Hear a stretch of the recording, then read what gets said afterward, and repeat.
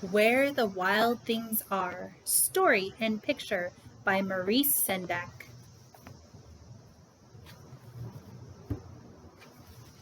The night Max wore his wolf suit and made mischief of one kind,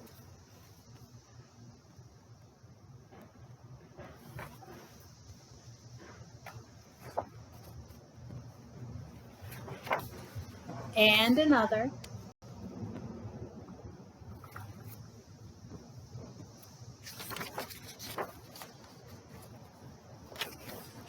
his mother called him Wild Thing, and Max said, "I'll eat you up." So he was sent to bed without eating anything.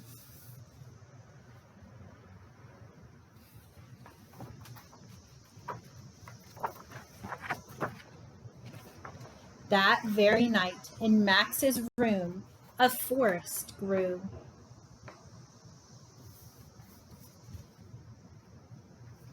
And grew.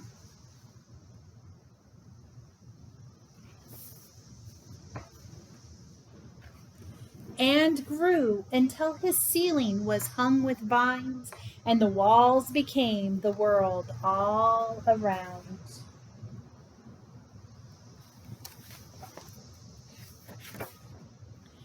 And an ocean tumbled by with a private boat for Max, and he sailed off through night and day.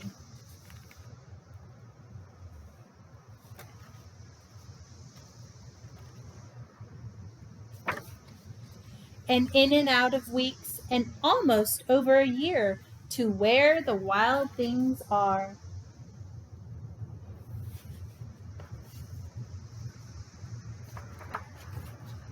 And when he came to the place where the wild things are, they roared their terrible roars, and gnashed their terrible teeth, and rolled their terrible eyes, and showed their terrible claws.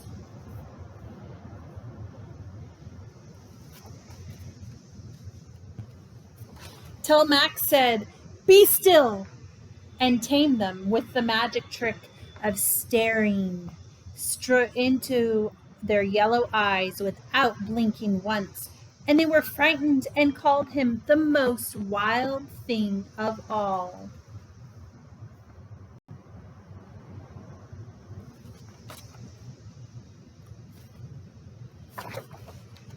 And made him king of all the wild things. "And now," cried Max, "let the wild rumpus start."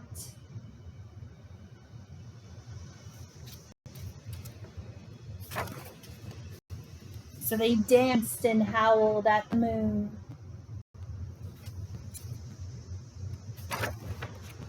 They swung from the branches of the trees.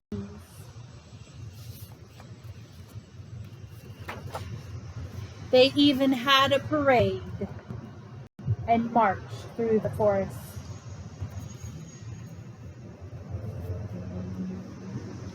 "Now stop," Max said, and sent the wild things off to bed without their supper. And Max, the king of all wild things, was lonely and wanted to be where someone loved him best of all.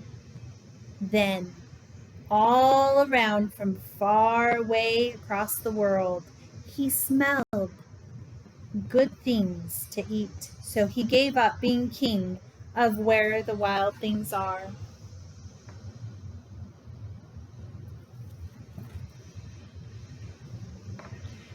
But the wild things cried, "Oh, please don't go. We'll eat you up. We love you so." And Max said, "No." The wild things roared their terrible roars and gnashed their terrible teeth and rolled their terrible eyes and showed their terrible claws. But Max stepped into his private boat and waved goodbye.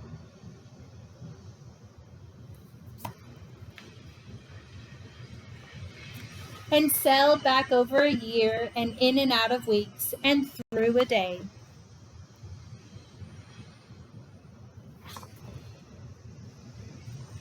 And into the night of his very own room, where he found his supper waiting for him.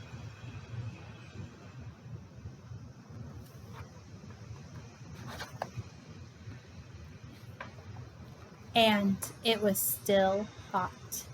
The end.